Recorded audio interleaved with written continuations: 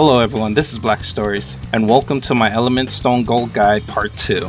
On this guide I will demonstrate on where you need to farm for Element Stone materials. Ever since the Season 3 content has been released, there has been multiple ways on how to grab your Element Stone materials. Now, this is probably the easiest way to do it, but from my opinion I believe Twilight Desert is still the fastest way to farm for your Element Stone materials. If you're bored or you feel burnt out farming trees, then this might be a better option for you, especially for the new players that are still in Season 1. If you haven't watched my first Element Stone Gold Guide video yet, please watch that one first and then come back to this video. Now for my viewers that knows about my Gold Guide video, follow me and you shall complete your goals by getting the gold that you actually earn, learning from my Gold Guide videos. We shall learn how to dismalt first and grab our Element Stone material mats. Now when it comes to Element Stones, including expertise skills that you want to craft items from, I'm always going to have to bring up Dismantling. This is so the new players will be familiarized with the fundamentals of crafting. I always get questions like, "Stories, where do you learn expertise from?" Or "How do you build up your proficiency on dismalting items?" It's really not that hard. You go to road chest. You have to learn one expertise skill in order to learn several of these skills. Once you bypass the beginner state of your expertise skill, you will be able to buy a book and use it. Journeyman, Expert, and Pro. You will be able to learn dismantling after you get Journeyman. And once you complete your 150 proficiency points on dismantling, you'll be able to craft element stones by learning from the NPCs that taught you your expertise. If you want to build your proficiency on dismantling items, then I recommend that you buy at least a cheap gear from the market, level 20s to level 30s. And if there's a specific item that gives you catalyst, do your research on where it drops at, or just keep buying them off the market. That is your best bet if you want to build up your proficiency all the way up to 150. All expertise skills are worth learning as long as you have some sort of plan for your characters. As you can see right now, you are able to craft level 80 weapons. That includes armor as well if you are into armor smithing. You can also craft level 90 weapons and armor, which is the easiest gear to craft. As for dismantling items yourself, you cannot dismantle Regina items, level 90 stuff. But once you have 150 proficiency points on your dismantling skills, you are able to dismantle any certain items above level 20s, under level 90s. So let's start dismantling items, and I'll give you the two best locations on where you need to farm for your element stone materials. We are going to be starting with heavy and plate armor. Plate armor gives us magic stones. At this case, we are going to be dismantling under level 56 armor. I will explain more later on why are we dismantling items for average element stone materials. From level 48 to level 55, you will be able to get either catalyst or your element stone mats. I don't have the accurate percentage on how you get catalysts between other element stone materials, but I say it's 50-50. Like 50% you get element stone catalyst, and the other 50% you get the element stone mats, depending on which type of gear it is, such as weapons, is it cloth armor, is it heavy. On this dismantling, it's going to be average element stones. You'll see what I mean later on. As you just saw right now, I got element stone catalyst from the same level as I was dismantling not too long ago. So dismantling items from level 48 to level 55, it is an RNG drop that you will have a chance to get either catalyst or element stone materials that are average. There is no RNG dismantling drop in level 56 to level 60s, just level 48 to level 55. Keep in mind, these are unlimited resources. As long as you know what you're farming and grinding for gear drops to dismantle items, you will have the advantage to have a lot of average stone materials inside your inventory. Now you guys, there is a reason why I'm telling you this, to farm for average element stone materials. Some of you guys might already know already, but for the few that doesn't know, sit back and relax.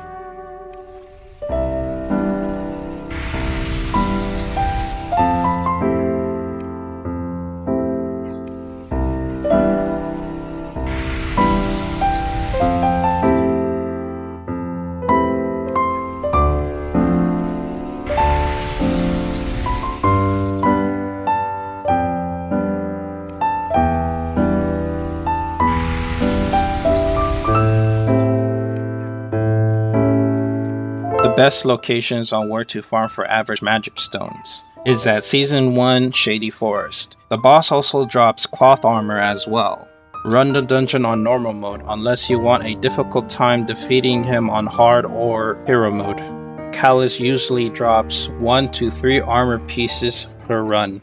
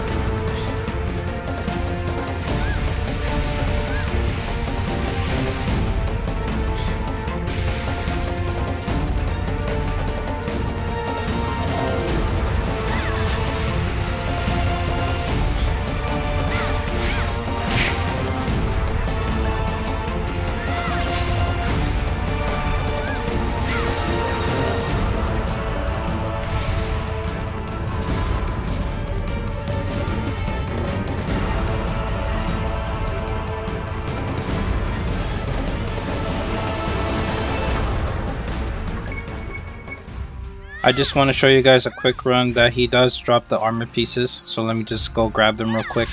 There is a lot of breakable objects here, so once you kill Callus, just go ham at the place. At the side note, this is one of the best places to break some objects if there's like an event where you're gonna have to break some objects to get a certain box or Christmas box, supply box, any certain prize, I guess. So we got our Sinister half plate mail. And we also got our Shining Will Plate mail. This will be good for dismalting, so let's go back to Colhan and then dismount the others. Alright, we got something in the mailbox. Okay, the Regina staff, not bad. It's a blue mat. Ooh, hello there. The Majestic Scythe has been sold. Oh, sexy. Oh man, look at these numbers here. Oh my god, and I just want more of them.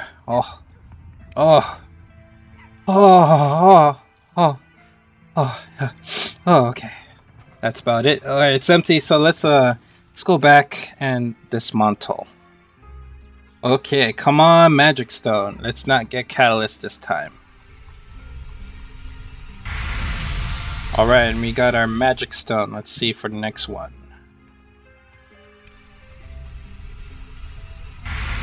Alright, both Magic Stones. So remember you guys, sometimes you do get Catalyst or sometimes you do get them Element Stone materials. Now let's dismantle our cloth armor to get Average Lambent Powder.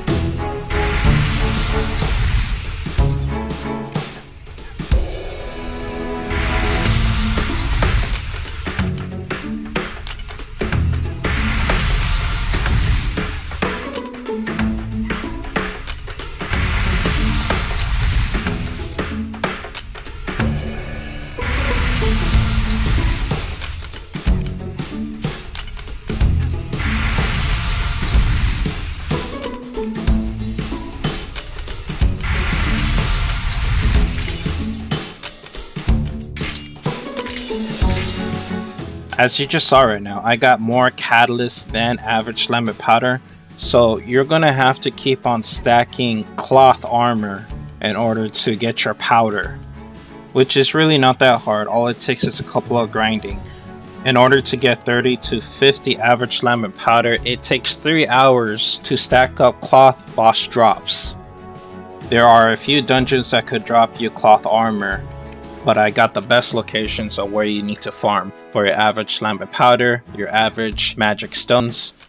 your spirit water, level 60, and your level 60 element shard. Yep, you guys guessed it, Vehemence and Pursuit. Pursuit is the best place hands down if you want to dismantle your items for average lambent powder, average magic stones, along with level 60 spirit water and level 60 element shards. Best place.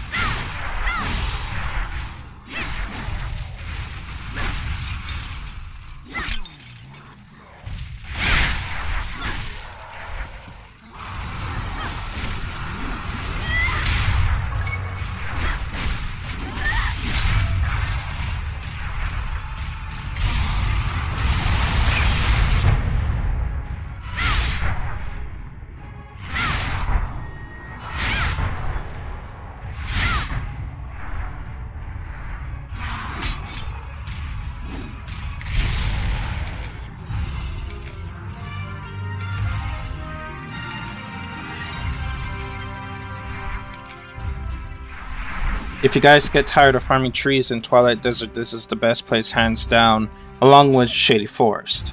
This mission was mentioned at the end of my Element Stone guide video.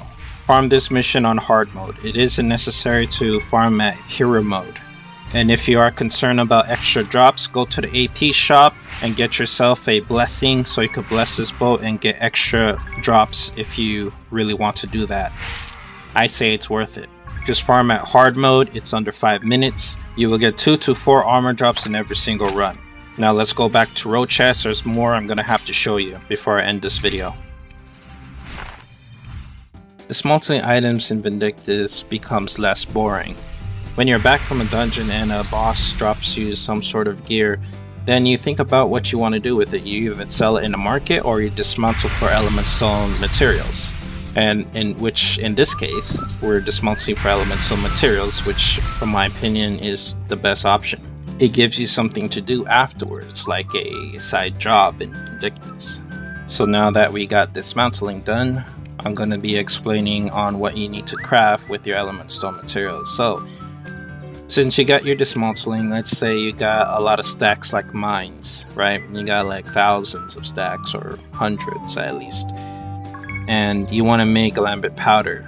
Well, it's possible for you to do that with average lambent powder and average magic stones if you want to make your own magic stones for level 60s. So, if you have not learned how to craft element stones from your expertise skill, please do. It's very important that you learn this. You visit the NPC in road chest that taught you your expertise skill, learn dismantling, and then you learned element stone crafting. If you want to farm element shards and spirit water, you can still farm at Wano, the fight that must be won. That place is still good if you want to farm for element shards and spirit water. So there is no need for you to farm for average spirit water and average element shards. If you're not getting any drops in the fight that must be won, then farm at investigation. Investigation drops weapons such as pillars and the firework launcher staff. Alright, let's get started and craft our magic stone and lambent powder. This is the real reason why I made this video, so you could craft your own element stone mats. I could craft 44 magic stones if I want to, but we're just going to craft one for now. It's pretty quick. Crafting these only takes 8 seconds. Doesn't take that long, but if you're crafting like 100 of them, might as well get something in the fridge or go watch some YouTube videos. So really, you guys, if you want to follow this method, all it takes is to farm at the right dungeon and kill the bosses as many times to gather up for your weapon and armor drops. It's pretty simple to me, and I believe anyone could do this. As long as you're determined to keep on grinding and keep on going, pushing yourself forward. Then, you will get your gold that you really earned. Farming for all element stone materials could lead you to make your spirit magic powder. Now, your spirit magic powder only takes one of each element stone material to make your spirit magic powder. Do you guys see where I'm going with this method right now? This guide is all about the intermediate element stones, so you guys could farm in the best locations, dismantle your gear drop, and then all of a sudden you could get your element stone mats, craft your element stone materials, make your spirit magic powder, and then get the intermediate element stone. If you kept on watching in this certain point, congratulations, now you know how to make gold in Season 3. I have to accept that everyone that plays Vindictus doesn't know nothing about me, and they don't watch my gold guide videos, which it's a good thing also, because the people like you watching right now will take the advantage first, and you will be able to make your element stone materials, farming ores, or whatever type of gold guide video that I ever made. There's about more than 100,000 players playing Monoga Heroes worldwide, and only a few thousand people on NA and EU server. As long as you can play and have fun in this game, take that advantage and follow my videos.